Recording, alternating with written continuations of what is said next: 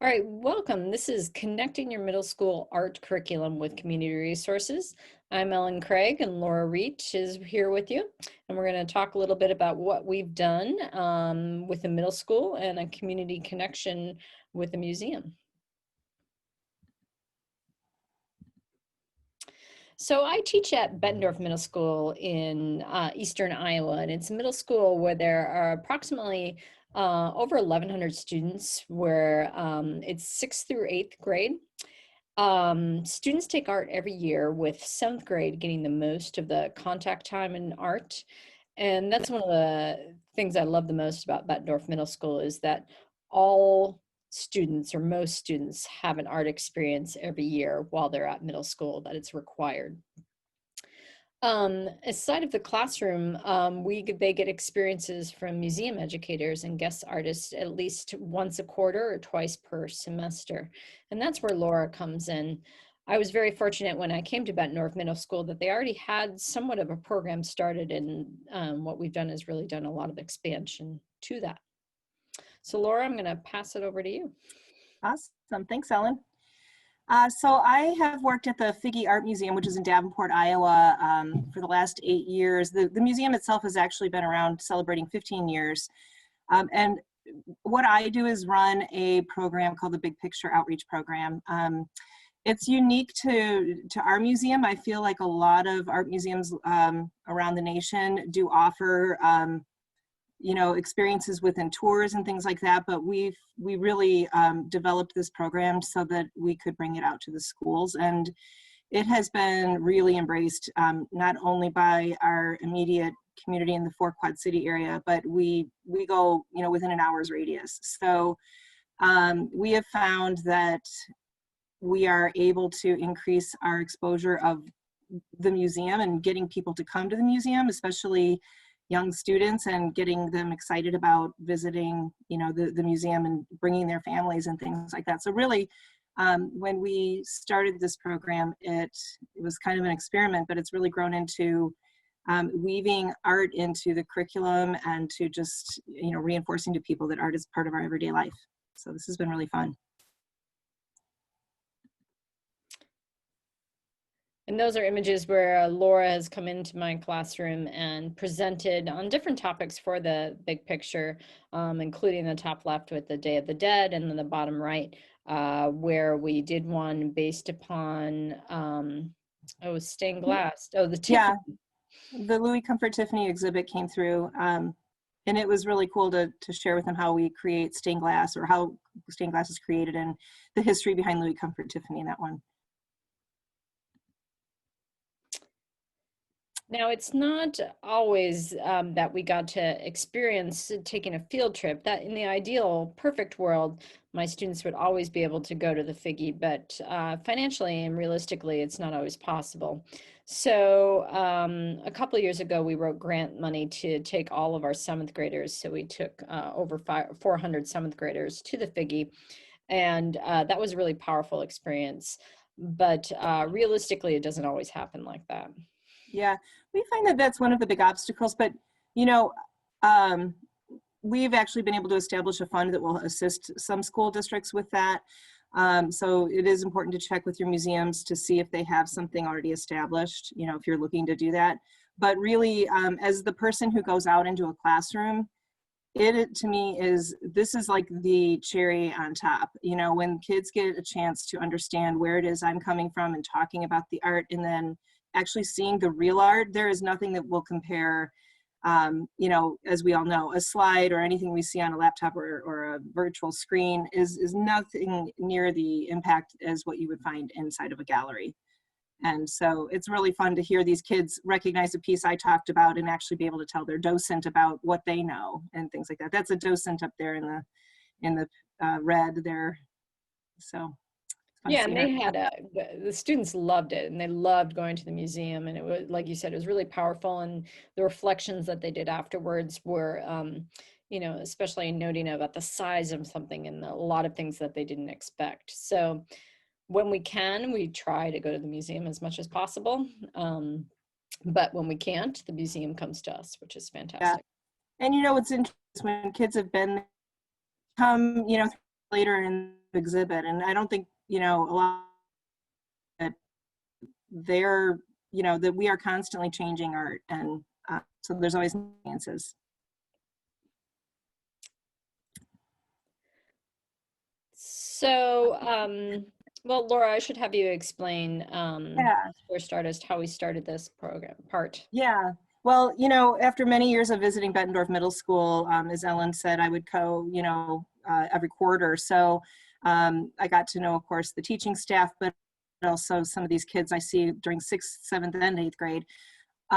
We decided that it would be really exciting to incorporate some of our more willing local artists that we actually have exhibited their work in our museum, who, you know, are just excited about sharing their insight with young students, because I think a lot of these artists feel that if they had the inspiration from someone coming into them, you know, their classroom when they were young, it might actually make a big difference. So this is Randy Richmond.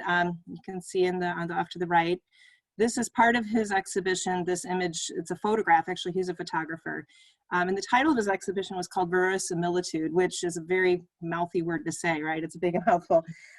So verisimilitude is kind of well, it is, the meaning behind it, it's really a Latin-based word that is about the representation of truth. And so there's a lot of irony that is going on in his photographs. For example, this owl, which is a symbol of wisdom, is actually pondering onto what you might not notice, but there's like a long white building in the background horizon there, and it's a pig processing plant. And it's somewhat of a statement of, he goes into it a little bit more, but you know, the irony of what we're doing to our planet, and you know, an environmental statement really for him. So that's the vein in which he tells these stories, and that really captures, I think, a lot of the students' interest when they learn what his exhibit is all about.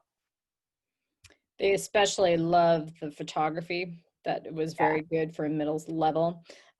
Plus, as you'll see in the upcoming slides, just the way that he arranges things have so many layers of meaning that I think when the students first looked at it, they really didn't get until Randy was there explaining to the students. Yeah. So this is gonna, video is where when Randy came in, and you can hear a little clip of him talking with the students. In science or geometry, but a triangle is the strongest form. Did you really? It's called a torus. Yeah, because each element pushes against each other. So visually, that works the same way. Groups of 3 are stronger. Now what happens if I take this and I put this tomato out here? Yeah, beautiful. That's beautiful. Why is it beautiful? Because there needs to be one on the plate and one on the table, and one in the cup. That'll make it like that. Yeah. You like that? Yeah. But did you say put closer to the plate? Yeah. This man's thinking. You're reading my mind. You must be psychotic. I mean psychic. Evil. So you know what happens there? You know what happens is that there's like this elastic band that exists invisibly between things. So as you pull it out, the elastic gets tighter and tighter and tighter until pretty soon it's just a separate thing. But if you can get it somewhere in between, there's still that invisible tug between the two objects that creates the tension that makes something interesting to look at. Does that make sense? So that's something that you knew just back. So that was Randy in the classroom, and we'll share more of his activities with, but he was really, it was amazing how well he connected with middle school students. As you can see, the way that he interacted with them was really a positive experience. Yeah, and everything was so simple about what he had to talk about, you know, just using, you know, silly objects. I think, you know, at one point he was using fruit and, you know, erasers, pencils, whatever the kids had. So yeah. Yeah, Cool. it was literally like tomatoes that he had just picked from the garden, or 3 oranges. Yeah, yeah. So our next video clip, we interviewed Randy after, just to ask him more of his impressions about his experiences being in the classroom. Now, when we interviewed Randy, was it his first time doing a Zoom on his phone? So it's going to be a little tricky to hear, but it's an important clip, so we thought we'd still play it, and we'll talk about it in a minute here. wanted to bring into this when you had that opportunity to be in the classroom? I think the main concern was that I wanted to teach the students that they could communicate not using words. And a lot of times for young humans like that, and you know, it's easy for them to do that because sometimes things can be really scary or very serious. And they don't know how to put it into words. And it takes on a lot of responsibility for them to actually do that. So if they can communicate an idea with objects in an arrangement, that could actually be very useful.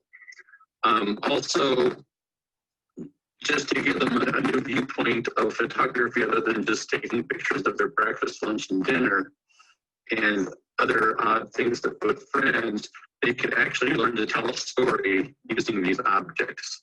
And finally, a goal was to get them out of the smartphone stance when taking a picture. Because if you've noticed, almost every picture we see now is from eye level looking down at whatever it is, or eye level looking up, and nobody bothers to try to actually change their angle to be more sympathetic, or you know, just to change that perspective to give the subject a different viewpoint.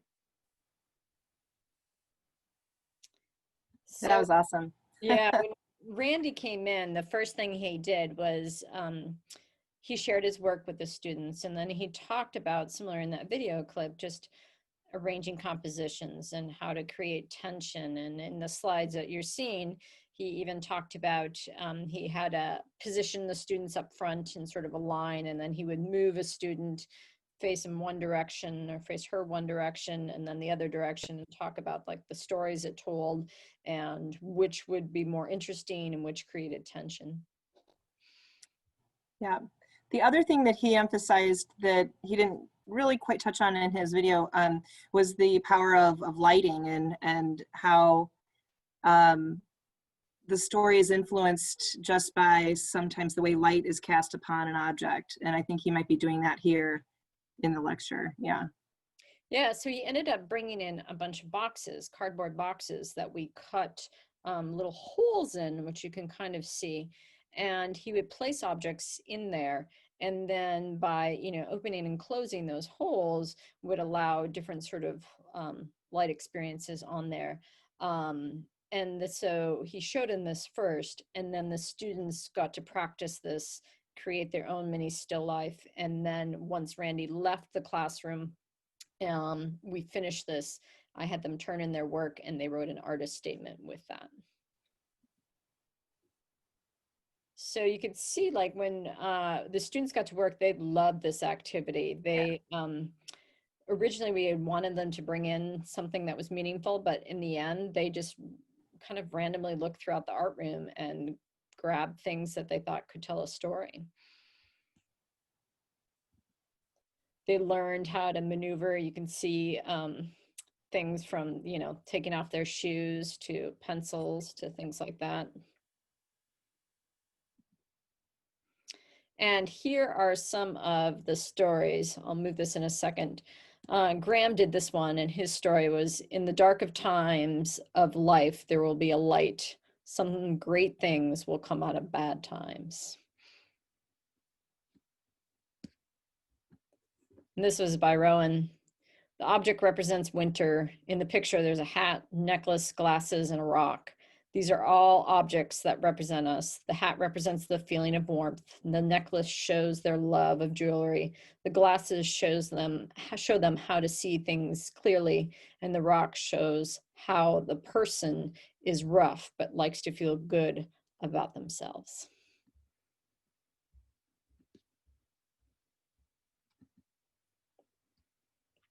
And here's one more by Addison, and hers was about global warming and how flowers are dying at a rapid rate. And I did see several students who took and did a social issue, even though that wasn't necessarily an instruction. They kind of took it and did it on their own.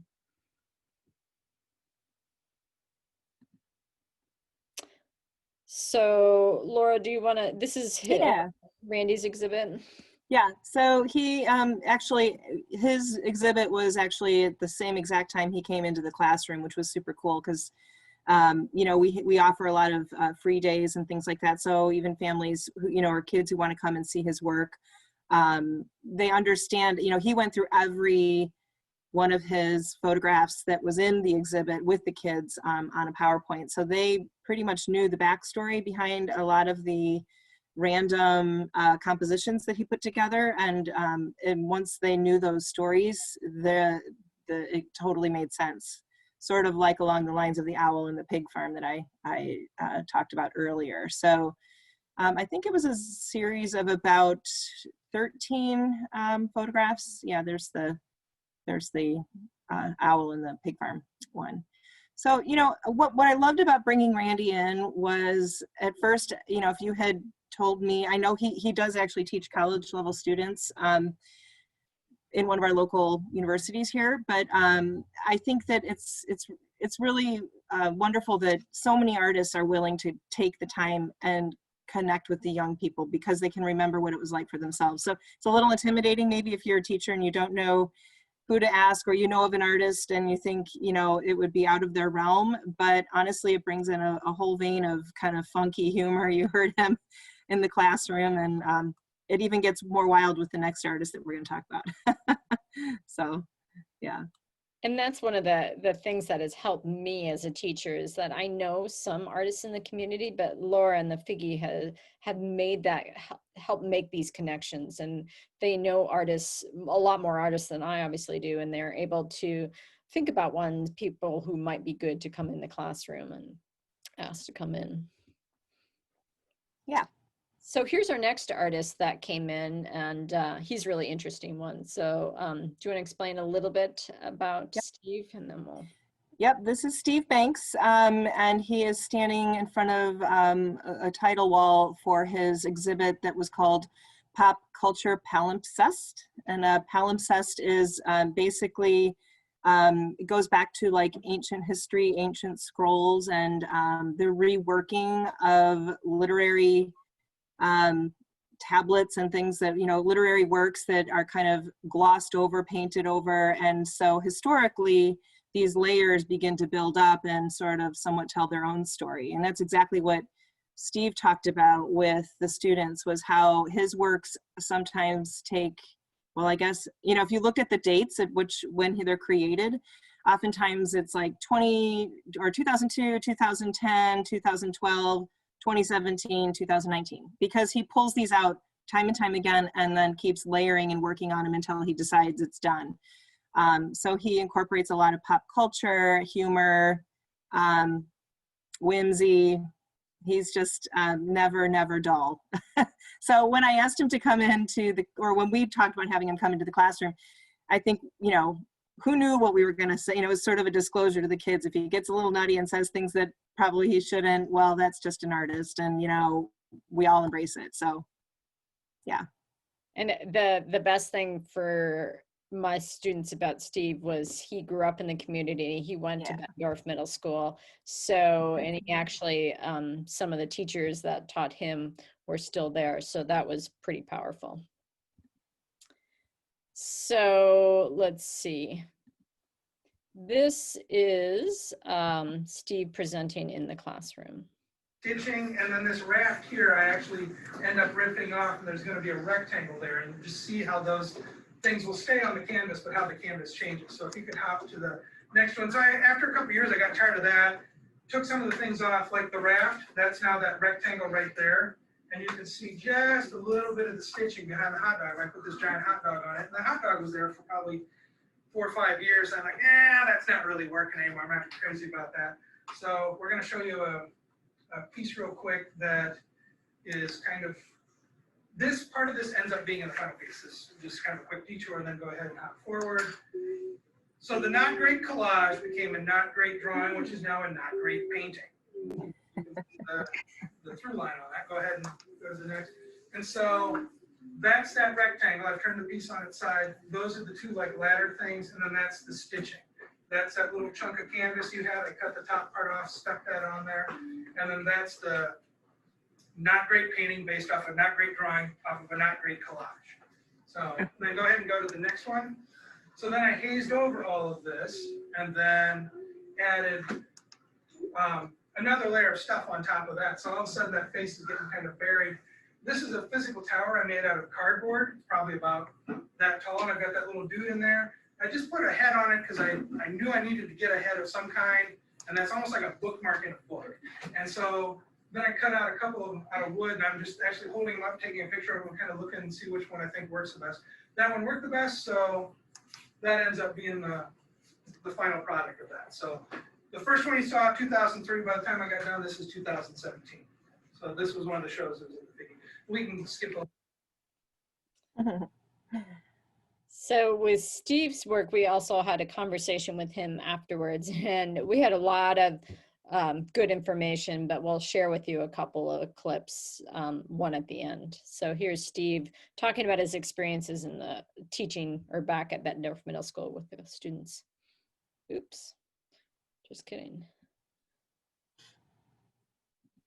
Steve, so one of the things we wanted to find out from you was, just as an artist, what was the overall message and the idea that you wanted the students to understand when you came to Bettendorf Middle?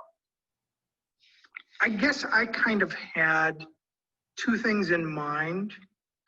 In particular, because I actually went through Bettendorf and attended Bettendorf Middle School and sat very close to where those kids were sitting, 30 some years ago.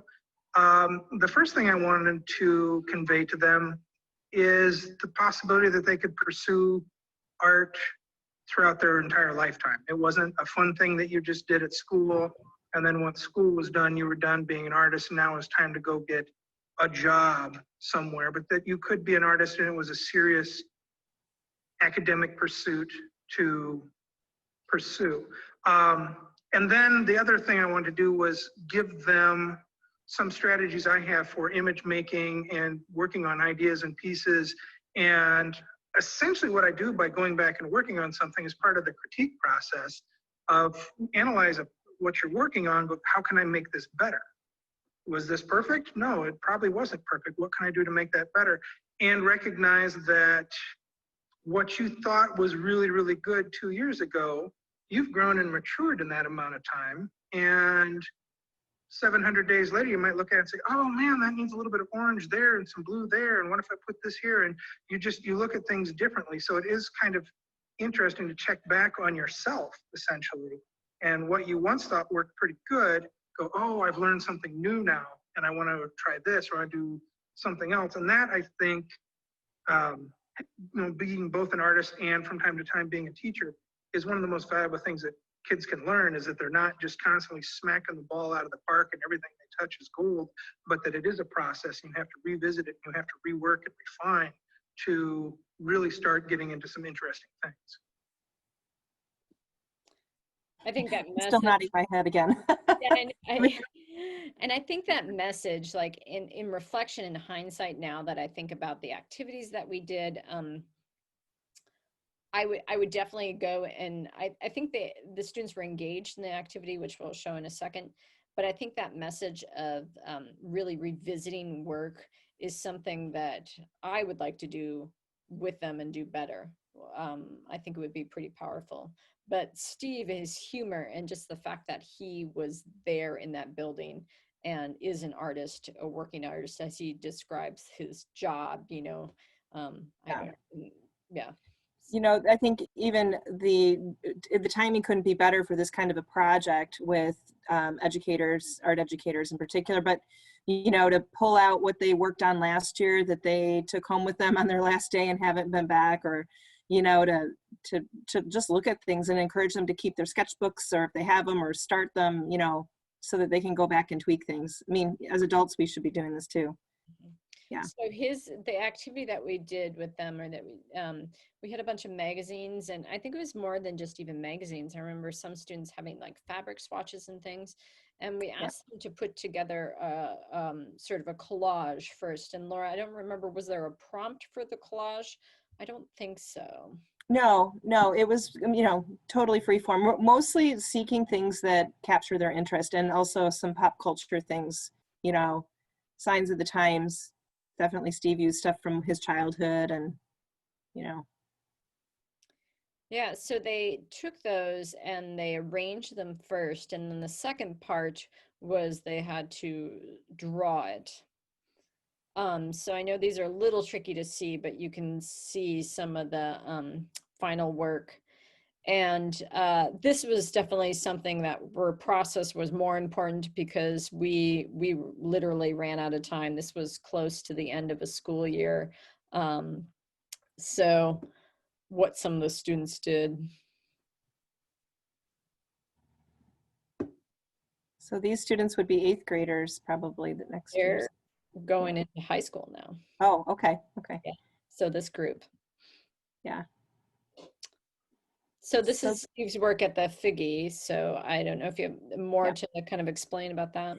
Not so much, but you can see, you know, he's truly a mixed media artist. So his findings, things he picks up, and we'll talk a little bit more in this last ending clip, but you know, he is his radar is always on for interesting pieces and things that he can incorporate and see. He just sees the world differently than most of us. You know, he finds objects that transform into something else, and then maybe we'll find some of the pieces that we see in these sculptures and statues surface in a new work later on down the road. So again, this is part of the Pop Culture Palimpsest exhibit that we had back in I think it was last summer, 2019. So yeah. I think a lot of what students connected were his funny stories too, his stories that I'm not sure if we have in the video clip, but he talks about finding this muffler on the street and using that. So we have here some of the resources, some of the museum links for the Figgy, but also Randy's and Steve's artist pages. Is that correct? Yeah, and you know, I even put, we have a local radio station here. There are some interviews that give background with Randy Richmond talking, getting like a 20-minute WVIK post. You'll see, and then there's even one about the Figgy's Big Picture program that was kind of fun to share. So if you're interested in more about that, you know, we're accessible. So in closing here, we have one last kind of clip from our interview with Steve. But we had a wonderful hour, or I guess 40-minute long conversation with Steve. And he said he shared a lot of important things and things with these clips too that definitely want to continue using in the classroom. Yeah.